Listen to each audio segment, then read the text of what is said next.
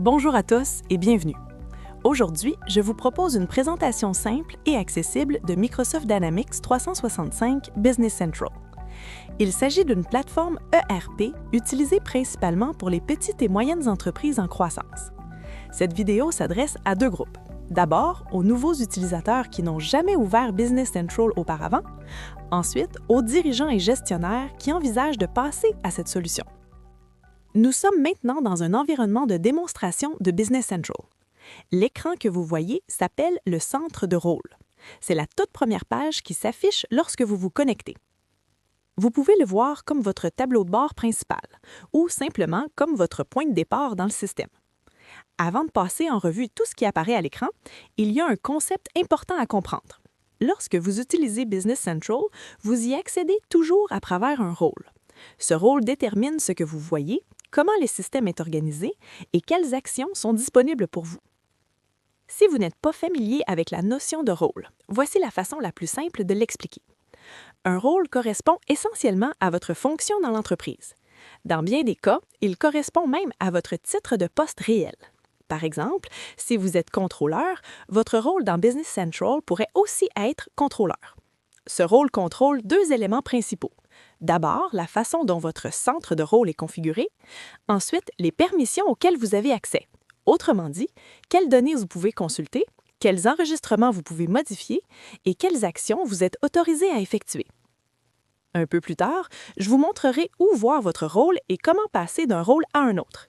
Pour l'instant, sachez simplement que ce compte de démonstration utilise le rôle gestionnaire d'activité. C'est pour cette raison que tout ce que vous voyez ici, les menus, les onglets, les chiffres et les tuiles, est conçu pour une personne qui occupe ce rôle. Plus tard, j'échangerai de rôle afin que vous puissiez constater à quel point l'écran peut changer. Voyons maintenant le centre de rôle plus en détail. Vous remarquerez peut-être une grande bannière en haut de l'écran. Elle est présente uniquement parce qu'il s'agit d'un compte de démonstration. Elle n'est pas particulièrement utile, donc je vais la fermer. Une fois cela fait, le centre de rôle peut être divisé en trois grandes sections. Comprendre ces sections rend l'interface beaucoup plus facile à naviguer. Commençons par la partie du haut. Cette zone est principalement utilisée pour la navigation et l'accès rapide aux fonctionnalités. En haut à gauche, vous voyez le nom de l'entreprise. Dans cette démonstration, nous l'avons simplement appelé « Marketing ».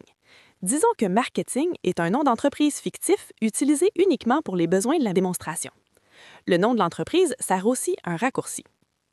Si vous naviguez plus loin dans le système, cliquez sur le nom de l'entreprise vous ramène au centre de rôle. Si vous êtes déjà sur le centre de rôle, cliquez dessus simplement pour actualiser la page. À droite du nom de l'entreprise, vous voyez plusieurs onglets de menu. Ces onglets sont regroupés par domaine d'affaires et les onglets affichés dépendent du rôle que vous utilisez. Par exemple, sous Finances, vous trouverez les rapports financiers et les outils comptables. Sous Vente, vous verrez les clients, les commandes de vente et les listes associées. Si une section ne s'affiche pas immédiatement, vous pouvez ouvrir le menu de navigation complet pour voir toutes les options disponibles. Vous pouvez ensuite revenir au centre de rôle à tout temps. Juste en dessous de cette section, vous voyez une autre rangée. Il s'agit des signets. Les signets vous permettent d'épingler les pages que vous utilisez le plus souvent, comme les clients, les fournisseurs ou les articles.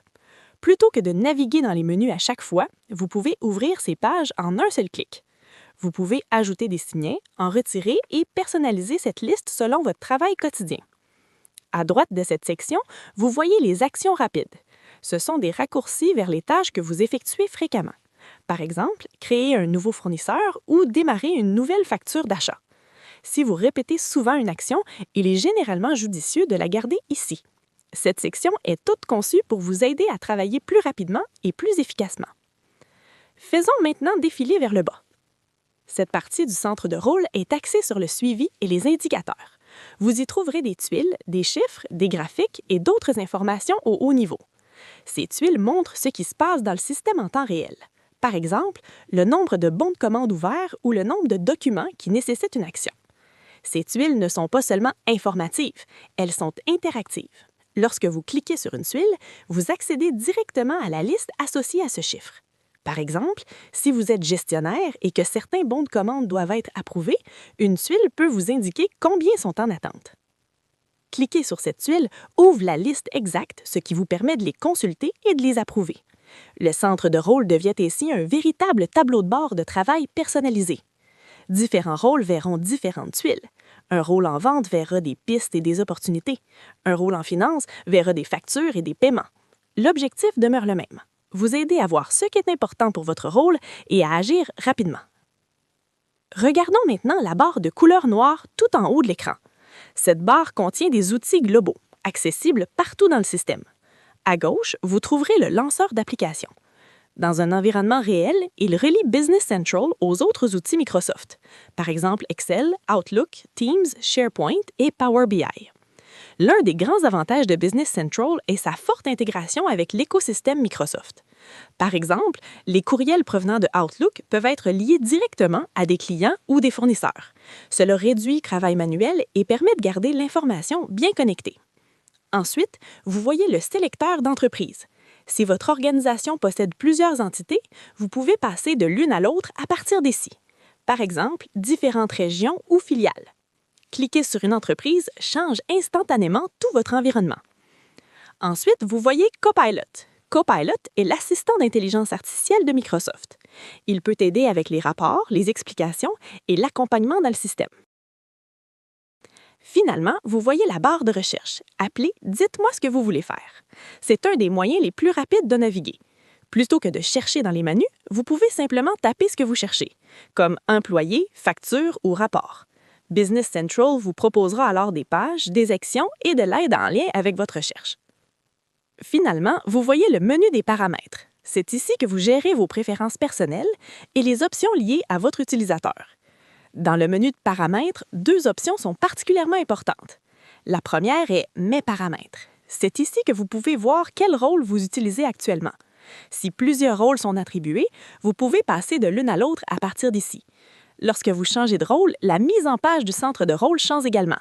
Les menus, les tuiles et mes raccourcis s'adaptent aux responsabilités de ce rôle. Cela permet au même système d'offrir une expérience très différente selon l'utilisateur. Voyons maintenant ce qui se passe lorsque vous allez plus loin. La plupart du temps, vous commencerez par une vue en liste. Les clients, les fournisseurs, les articles, les commandes de vente et les factures s'affichent d'abord sous forme de liste. Ouvrons la liste des clients. Il s'agit d'une vue en liste standard. Peu importe le type d'enregistrement, la structure demeure généralement la même. La section principale affiche les enregistrements. Vous y verrez habituellement un identifiant, un nom et quelques colonnes clés. Sur le côté droit, vous voyez un volet d'information. Le volet d'information se met à jour selon l'enregistrement sélectionné. Il affiche des informations importantes en un coup d'œil, sans avoir à ouvrir la fiche complète. Vous pouvez aussi filtrer les listes pour réduire de grands volumes de données.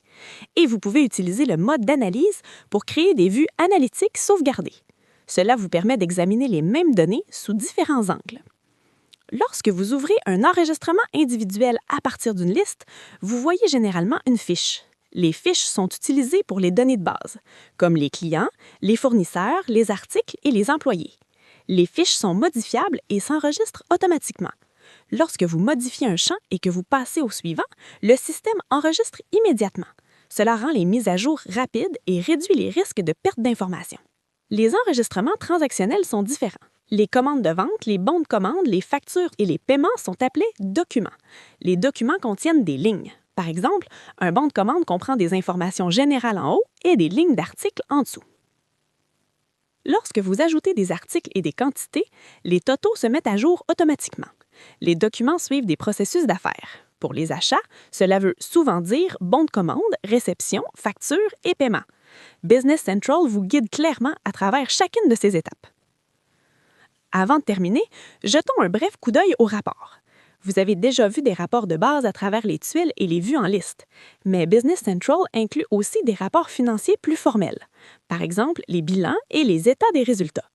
Ces rapports peuvent être filtrés, personnalisés et exportés. Plusieurs utilisateurs les exportent en Excel pour de l'analyse additionnelle ou pour du partage. Pour une analyse plus avancée, Power BI peut être connecté à Business Central. Cela permet de créer des tableaux de bord et des rapports visuels plus poussés. C'était un aperçu rapide de Business Central pour les débutants. Si vous êtes nouveau dans le système, l'élément le plus important est de bien comprendre sa structure. Le centre de rôle d'abord, ensuite les listes, puis les fiches et les documents. Une fois cette logique bien comprise, le système devient beaucoup plus facile à utiliser. L'un des grands avantages de Business Central est la possibilité de l'essayer dans un environnement de démonstration. Ce n'est pas toujours le cas avec d'autres plateformes ERP. Si vous évaluez la solution, je vous recommande fortement de prendre le temps d'explorer et de cliquer dans le système. Globalement, Business Central est accessible, surtout pour les petites et moyennes entreprises. Il s'intègre très bien avec les outils Microsoft et a été conçu pour être convivial. Comme tout ERP, il a ses limites à mesure que les organisations grandissent. Mais pour la bonne taille d'entreprise et le bon contexte, c'est une solution très solide. Merci d'avoir regardé cette vidéo. Si vous l'avez trouvée utile, n'hésitez pas à vous abonner pour voir d'autres vidéos sur Business Central. Si vous avez des questions sur Business Central ou si vous explorez la solution pour votre organisation, notre équipe est là pour vous accompagner. On se retrouve dans la prochaine vidéo où nous continuerons à explorer Business Central ensemble.